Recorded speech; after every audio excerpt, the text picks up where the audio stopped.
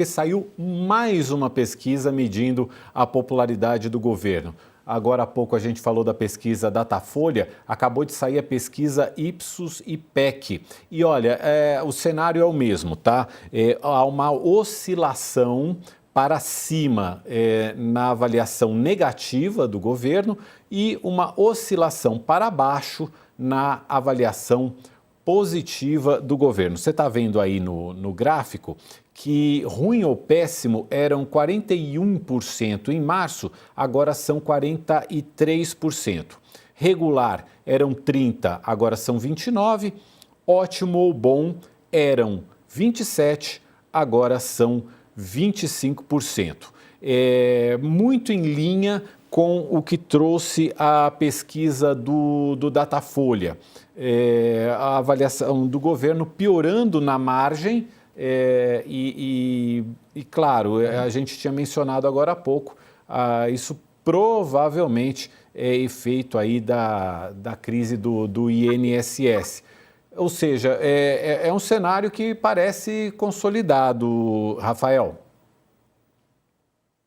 Parece que mostra o equilíbrio, né, dessa conjuntura, né, passado todos esses acontecimentos com impacto na opinião pública. A gente tem, digamos assim, um ponto de partida para esse segundo semestre, o ponto de partida para a gente avaliar agora a capacidade do governo em recuperar popularidade, né? O governo editou uma medida provisória do setor elétrico, que, se aprovada, deve garantir gratuidade na conta de luz para um número relevante de famílias, né, tentando responder à perda de popularidade entre os segmentos mais vulneráveis. O governo também tem como arma a tributação da renda, né, um projeto que amplia a isenção do imposto de renda e muda alíquotas à medida que a renda vai aumentando. Nesse caso, seria, digamos, uma política para essa classe média. O próprio presidente Lula fala de uma espécie de crédito para trabalhadores em aplicativos, embora a gente ainda não saiba muito bem como seria esse formato. Ou seja, o governo no segundo semestre vai tentar implementar uma série de medidas para mudar esse quadro que a gente tem mostrado aqui por diversos institutos. E agora, fazendo um pouco o diálogo com o problema que o Lauro trouxe, da questão de escolher aonde cortar, sendo uma questão política, e o porquê do desafio do Congresso se colocar, e as lideranças do Congresso se colocarem como defensoras do ajuste, mas, ao fim e ao cabo, pouco fazem, né?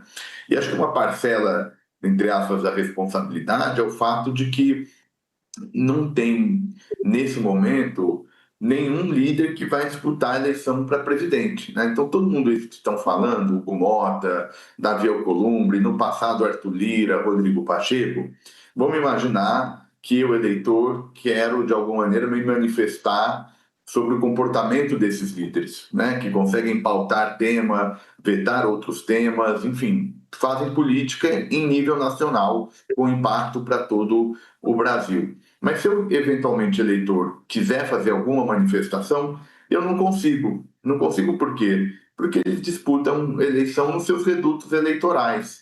Então, não tem nenhum tipo de responsabilização política, né? Como também não tem um partido de oposição que a gente possa dizer, essa oposição que está fazendo isso lá no Congresso, fica uma espécie de uma zona cinzenta de que ninguém sabe o que fazer. Então, o espaço para comportamentos oportunistas é de toda a ordem, porque, ao fim e ao cabo, não tem nenhuma responsabilização. Então, eu defendo bandeira A, bandeira B, tem impacto nacional, tem impacto para a economia, afeta como um todo, mas eleitoralmente eu não tenho nenhuma restrição, porque Arthur Lira disputa eleição em Alagoas, Rodrigo Pacheco em Minas Gerais, só para citar aqui dois exemplos aleatórios, e aí a gente fica...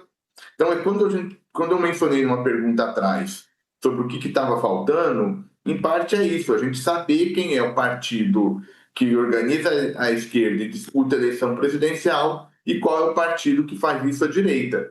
Porque são esses partidos que têm que ter responsabilidade política para apresentar um programa. porque o Hugo Mota não vai ter mesmo, porque não disputa eleição nacional. Então, o Hugo Mota vai fazer política à luz da sua constelação de interesse, né, da coalizão que o levou à vitória.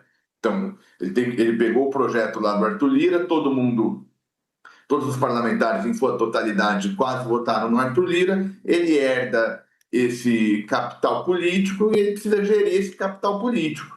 Então, as bandeiras que eles vão colocar não tem a ver necessariamente com essas questões que a gente está tratando, e o Lauro colocou, de tirar da planilha e ver a viabilidade política de cada uma dessas rubricas, pensando na construção orçamentária.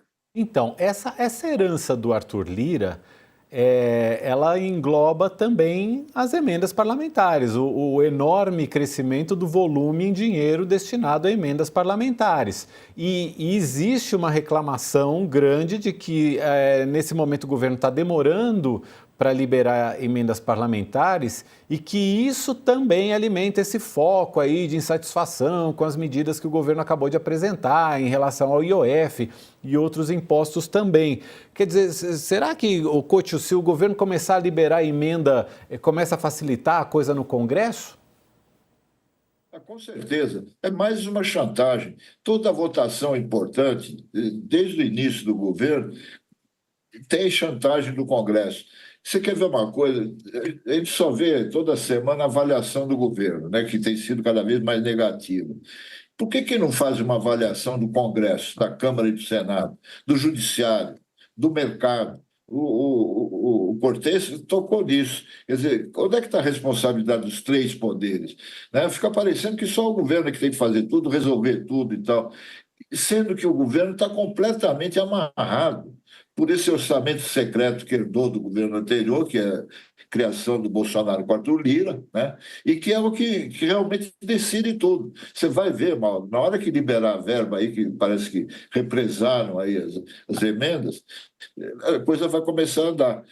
E não é só isso, não. Agora o Mota comprou uma briga também, agora não, já está há um tempão, com o Flávio Dino, ministro do Supremo, que é o único que descobriu o enorme escândalo que é esse negócio das emendas parlamentares. Não apareceu até agora 1% da bandalheira que é isso aí, e que não deixa rastro, ao contrário do que aconteceu no INSS, com o roubo dos aposentados, pelo menos ali tem registro no DataPrev, quem roubou, quanto roubou e tal. No caso das emendas parlamentares, não tem nome, sabe? O dinheiro sumiu. Ninguém sabe como foi aplicado, ninguém controla isso.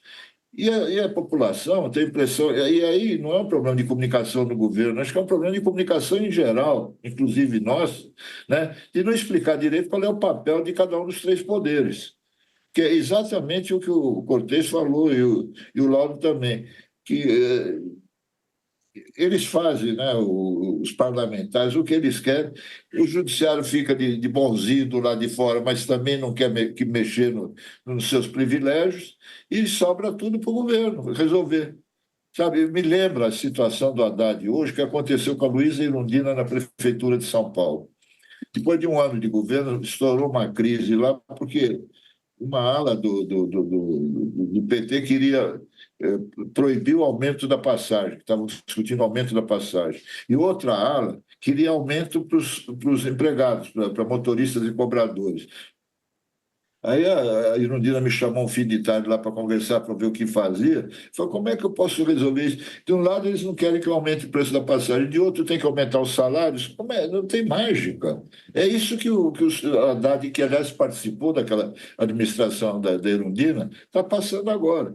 Quer dizer, falam em cortar, mas só aumentam as despesas. É o caso que nós citamos agora há pouco, né, que desse absurdo de permitir que os parlamentares recebam ao mesmo tempo aposentadoria e salário. Né? Esse é um exemplo de como as coisas funcionam ali. Mas isso ninguém avalia, eu acho que devia avaliar isso também. Professor Lauro, sobre isso que o Couto está mencionando, eu queria uma avaliação sobre o trabalho do ministro Fernando Haddad. A gente vê um país, e aí eu vou trazer alguns dados positivos, um país que tem crescido nos últimos anos, o PIB crescendo, a inflação acima da meta, mas não numa disparada absurda, inclusive a inflação de maio já foi até um pouquinho menor do que se esperava. Por outro lado, a gente vê realmente um aumento de arrecadação do governo e um esforço ali de tributar do governo forte também, e aí já fica aquela pecha de que o Haddad só quer taxar em vez de cortar gastos. Eu queria uma avaliação do senhor como economista desse trabalho do Fernando Haddad. Olha, eu até queria, a responsabilização política que o Rafael mencionou anteriormente, eu queria até reforçar, concordando com ela, e reforçando aqui o fato de que isso, de alguma maneira, pelo menos na questão fiscal, o Congresso sempre teve, digamos assim, o bônus sem ter o ônus, né? Ou seja, essa responsabilização política que o Rafael falou sempre foi mais distante para o caso do Congresso, a não ser que houvesse alguém diretamente envolvido nas eleições aí para o governo federal. Ele tem razão nisso, porém agora nós temos uma situação que é ainda pior por conta da polarização, né, que ele próprio mencionou. Enfim, eu acho que parte da situação é estrutural, parte da situação eu diria que é pior conjunturalmente. Tomara que essa polarização seja só enfim, tenha um caráter mais conjuntural. Em relação à sua pergunta, eu acredito que eu próprio disse que dado o que o Rafael falou e a análise que vocês fizeram aí sobre a responsabilidade do Congresso com a questão fiscal, isso é muito e tipicamente feito sob a liderança do governo, esses ajustes fiscais, em começo de mandato. Acho que isso é uma coisa bem documentada aí, tanto pela galera da ciência política quanto pela economia. Agora, o fato é que eu acho que o contexto no qual o Lula assumiu e esse governo assumiu lá em 23 era um contexto muito diferente de contextos anteriores por conta da polarização, por conta, inclusive, logo no começo da tentativa de golpe, do famoso 8 de janeiro, etc.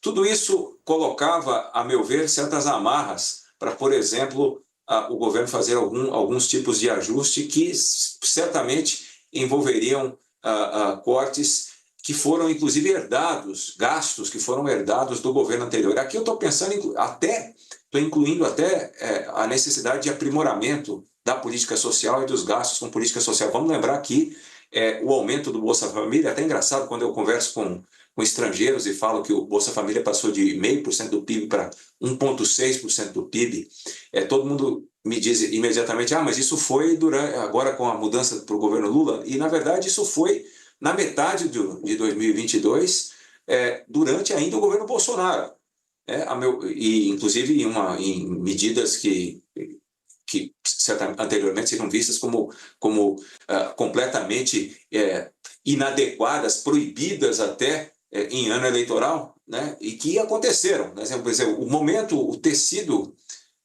no governo anterior, os testes a democracia estavam sendo muito fortes, né? O pessoal estava puxando, esticando a corda para ver até onde dava. Eu estou dizendo tudo isso para dizer que havia mais amarras, a meu ver, mas é possível dizer que o governo talvez pudesse ter tentado alguma coisa antes. É possível, sim. Acho que essa crítica até eu tenho a impressão que o próprio ministro acataria. Agora, isso posto, eu sinceramente acredito que a minha leitura da estratégia do governo, da equipe que está lá, é que existe um esforço muito grande em tentar achar uma solução diante de todos esses obstáculos. Eu vejo dessa forma, com todos os problemas dessa nova regra fiscal, que ela possa ter demorado para ter saído, etc., mais do que deveria, mas existe esse esforço de ajuste fiscal e existe um esforço, sobretudo político. Eu acho que isso é importante, que, de novo, eu quero insistir, embora eu seja economista, preciso reconhecer que o ajuste fiscal não é uma questão de planilha, é uma questão de acordo político, é uma questão eminentemente política. E este esforço de negociação para além do esforço das medidas e da elaboração de medidas para essa negociação política, têm sido feitos pelo Haddad, por esse ministério. Então, eu vejo positivamente por esse lado, por essa busca de uma solução política para o problema fiscal, que não é só um problema de planilha. Agora, novamente, né, como a gente já discutiu aqui, o que ocorre é que o governo acaba tendo carregando muito mais esse ônus do que o Congresso, apesar de nós sabemos, decor e salteado, que vários problemas, como as emendas parlamentares, a questão do PERSE, por exemplo, você quer uma coisa mais estranha que o PERSE, né, um programa emergencial de retomada do setor de eventos durante a pandemia. O Congresso negou o fim desse programa. Quer dizer, essa negociação que parece tão simples, né? Manter um programa emergencial associado à pandemia. Então, quer dizer, só que nem nas obviedades o Congresso arca com essa responsabilização, tem essa responsabilização política que o Rafael falou. Diante de tudo isso, eu vejo novamente a postura do ministro Haddad muito engajado nessa negociação política visando o ajuste fiscal. Agora, querer, a essas alturas do campeonato, medidas estruturais de ajuste, me parece que me engana que eu gosto, né? Então, realmente, isso não vai acontecer. Agora, o que é necessário para fechar as contas esse ano, por exemplo, isso provavelmente, juntando algumas medidas, isso vai ser facilmente obtido, compensando o fim, a rejeição pelo Congresso das medidas relacionadas ao IOF. Tem uma série de coisas que podem ser feitas aí, a gente não está falando de recursos muito grandes, muito volumosos. O problema é para frente. Aí sim, essa questão vai precisar ser enfrentada novamente. É isso, tem uma bomba relógio armada aí para 2027, né? A gente já tem várias análises nesse sentido.